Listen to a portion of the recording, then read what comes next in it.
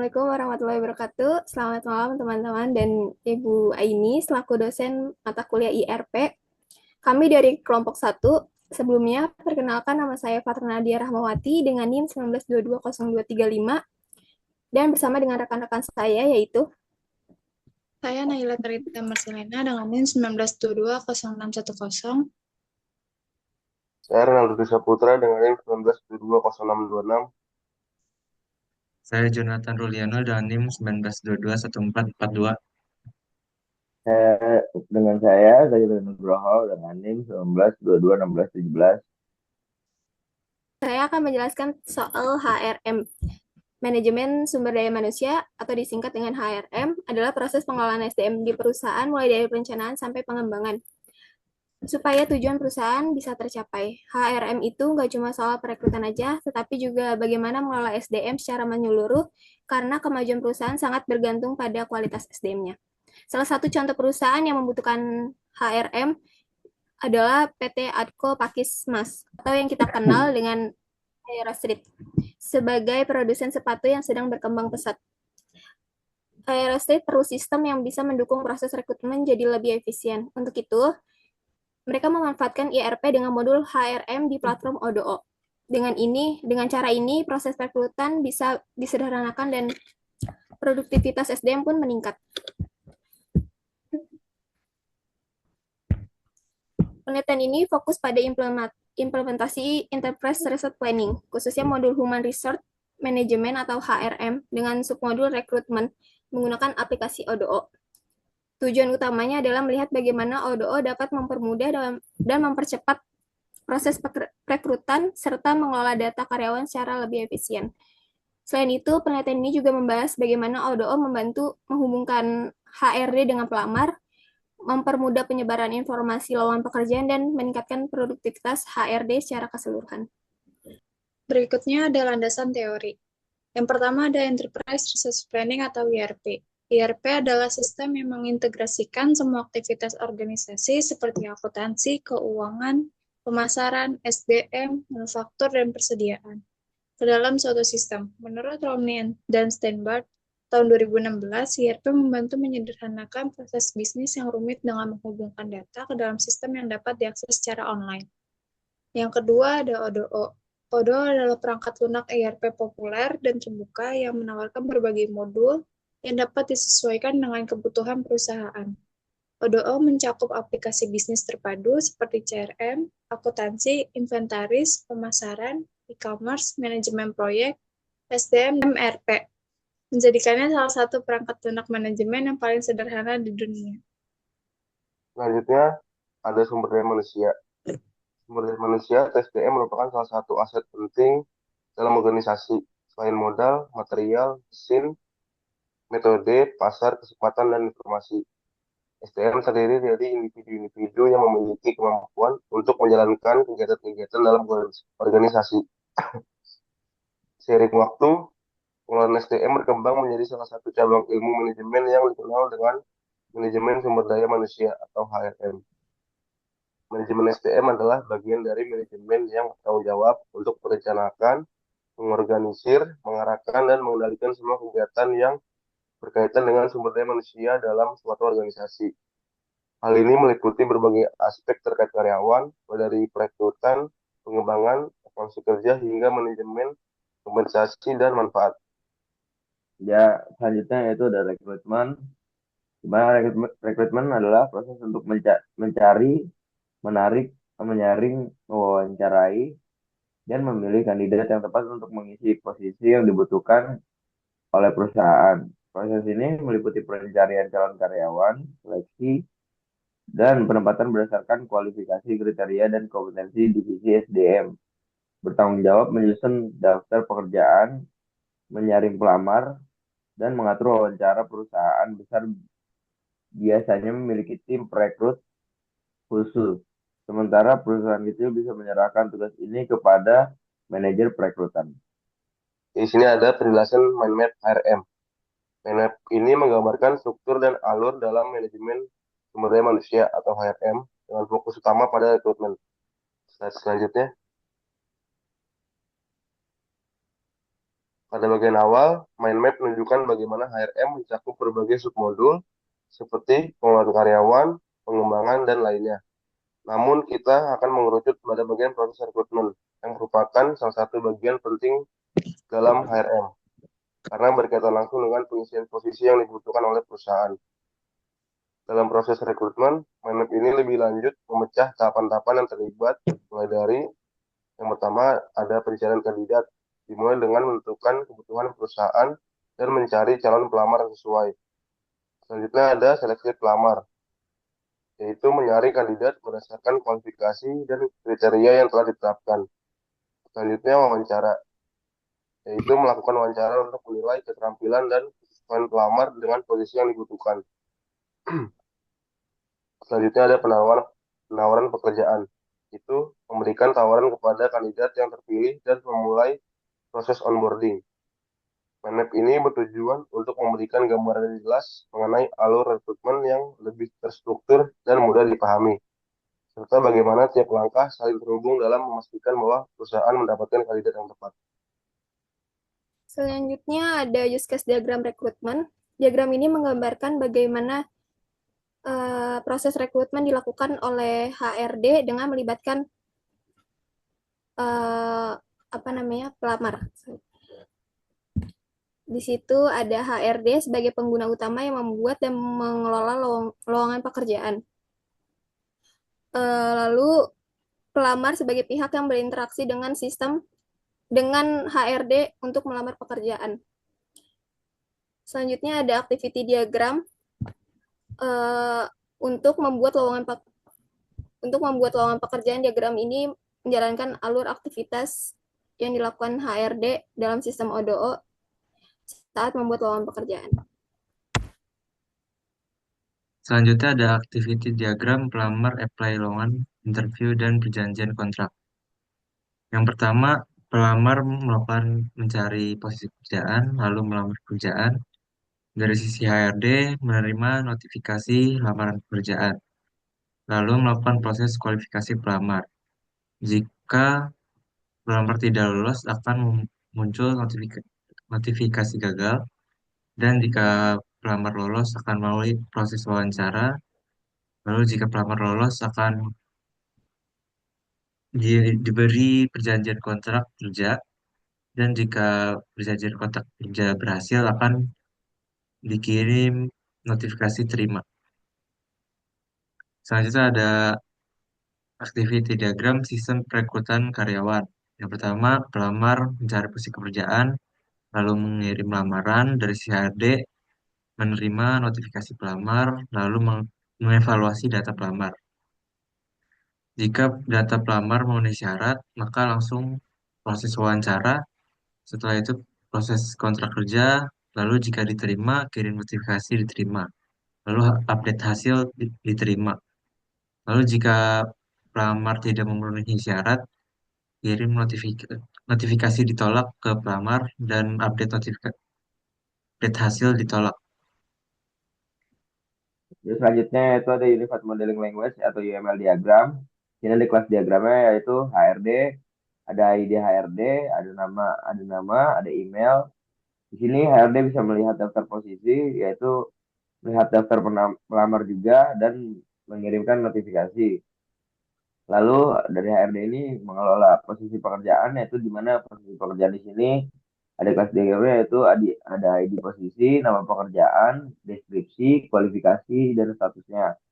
Lalu ditambah lagi ada penambahan posisi, lalu memperbarui posisi dan hapus posisi, dan melihat pelamar juga. Lalu di sini posisi pekerjaan menawarkan pada si pelamar, di mana di sini di dalam pelamar ini ada ID pelamar, nama, email, telepon, dan CV. Dan statusnya juga. Lalu di sini ada melamar posisinya itu di mana, memperbarui CV, dan lihat jadwal wawancara. Di mana di sini pelamar itu mengikuti wawancara. Yang pertama itu mengikuti wawancara di sini adalah ada ID wawancaranya, ada tanggalnya, ada waktunya, dan ada catatannya.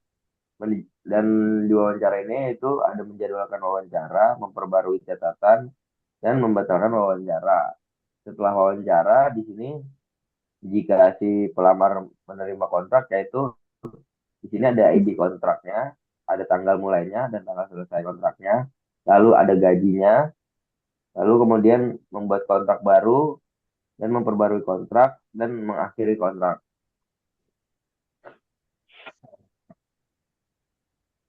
Ya, di sini juga masih di Unified Modeling Language atau UML diagram.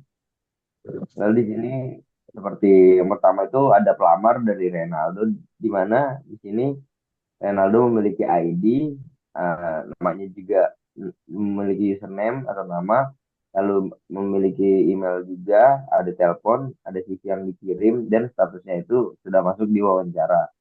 Di mana di wawancara ini, yaitu ID wawancaranya sudah tertera, dan tanggalnya, beserta waktunya, dan catatannya itu pelamar memenuhi kriteria, lalu langsung masuk ke, ke penerima, di mana di sini ketika menerima pelamar di sini langsung ada yaitu ada ID kontrak, tanggal mulai dan tanggal selesainya serta gajinya.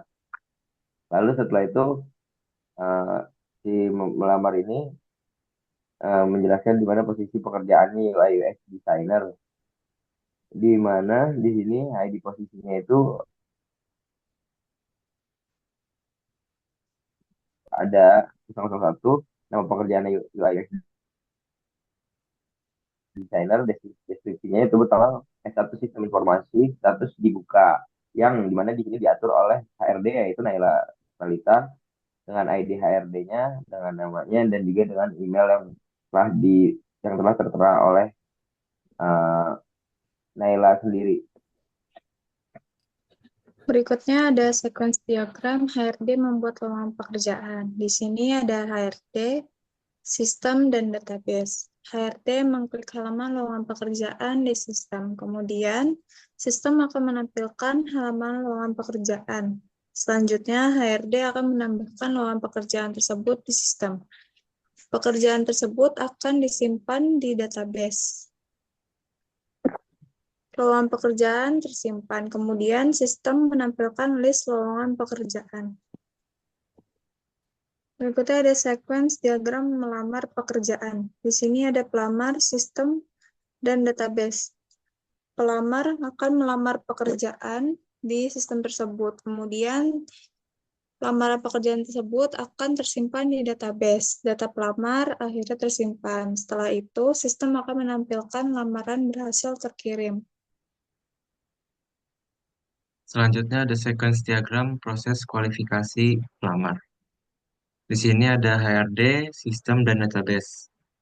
Awalnya pertama-tama HRD memilih lowongan pekerjaan, lalu dari sistem ke database mengambil data pelamar, lalu menampilkan list pelamar. Dari HRD menyeleksi data pelamar, lalu dari sistem menyimpan data setelah kualifikasi, lalu menampilkan list pelamar setelah kualifikasi. Selanjutnya ada sequence diagram sistem perekrutan karyawan. Di sini HRD menjadwalkan interview, lalu sistem menyimpan jadwal interview, lalu menampilkan jadwal interview ke HRD, dari sistem mengirim jadwal interview ke pelamar, dari pelamar menerima jadwal interview, lalu melakukan interview dengan HRD, lalu dari HRD memberikan umpan balik interview, lalu dari sistem menyimpan umpan balik interview ke database, lalu database berhasil tersimpan. Setelah itu menampilkan menu rekrutmen. Selanjutnya evaluasi status lamaran. Ini jika diterima dari HRD mengirim penawaran kerja. Lalu pelamar menerima penawaran kerja, lalu perbarui status kandidat menjadi diterima. Lalu menyimpan status kandidat menjadi diterima, lalu menampilkan info status diterima ke HRD. Jika ditolak, kirim notifikasi ditolak ke pelamar dan memperbarui status kandidat menjadi ditolak. Selanjutnya kita akan mendemokan ODO-nya. Kita akan mendemokan aplikasi ODO-nya. Di sini ada database, kita kasih nama dengan Aerostreet. Kita hubungkan. Kita sudah masuk ke dalam database Aerostreet. Yang pertama, kita akan melihat modul dari rekrutmen itu sendiri. Di sini bisa dilihat bahwa ini semua adalah job posisinya. Ada UI consultant, UI designer, dan lain-lainnya. Selanjutnya, di sini ada job posisi dari UI UX Research untuk melihat kualifikasinya apa aja yang dibutuhkan dari UI UX. Di sini UI UX-nya seperti yang ada deskripsi pekerjaannya juga, terus ada bagian yang sudah apply-nya, ada Tekus baru melamar, ada di first interview itu ada Dava, ada kontrak proposal Kemal. Di sini ada kontrak, ada dua nama yang sudah di kontrak, udah di hire. Selanjutnya di sini ada bagian reporting untuk melihat analisis. Ini aplikasi analisisnya di bulan November, yang di hire ada 7, untuk di Desember, ini di Desember in progress-nya, di bulan Desember hire-nya, Desember reviews-nya. Terus masuk ke reporting, result analysis.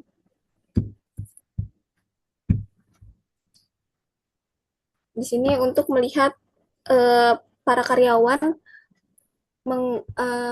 melihat lowongan pekerjaan itu lewat apa. Itu selanjutnya ada velocity. Ini kualifikasi apa namanya, tahapan si pelamar tersebut.